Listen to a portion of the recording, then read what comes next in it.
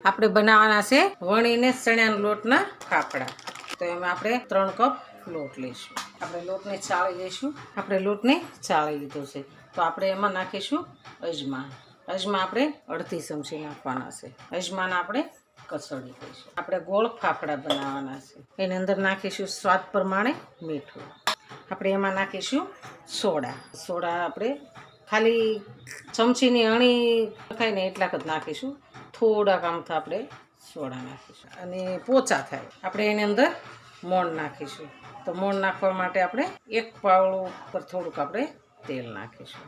આપણે આ બધું મોણ સરસ મિક્સ કરી દેવાનું છે। અમારે હાથમ આઠમ ઉપર છે ને ગોળ ફાફડા બનાવે ચણાના લોટના। તો આજે મને એમ થયું કે જે આઠમ આવે છે તો થોડાક આપણે બનાવીને ખાઈ લઈએ। આપણે મોણ મિક્સ થઈ ગયું છે। આપણે હવે એનો લોટ બાંધવાનો છે।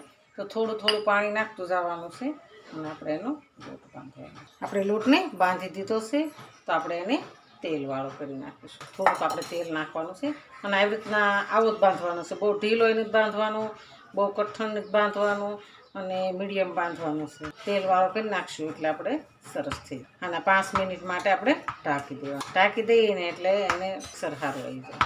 આપણે આને 5 મિનિટ માટે ઢાંકી આપણે એટલી વારમાં તેલ મૂકી દઈશું। આપણે મૂકીશું તેલ। હવે આપણે 5 મિનિટ થઈ ગઈ છે તો આપણે તેલ ગરમ થાય તે આપણે ફાફડા વણી લઈએ। ગેસને આપણે ધીમો કરી દેવાનો છે। આપણે હવે આના ગોળના કરી દઈશું। માપના કરવાના છે, આપણે રોટલી જેવડા છે। ગોળના કરી લઈએ તો બધા એક સરખા જ થાય। થોડોક તેલવાળું કરી દઈએ એટલે વણતા વાર ન લાગે।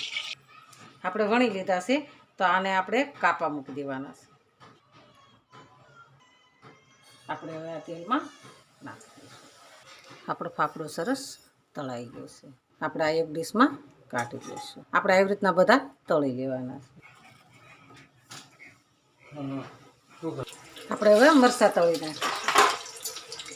ફાફડા અને મરચાં ખાવાની મજા આવે છે।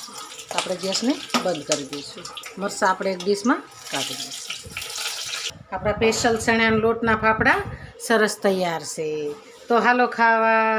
જો આ મારો વિડીયો ગમે તો લાઈક, શેર અને સબસ્ક્રાઈબ કરી દેજો। રાધે રાધે।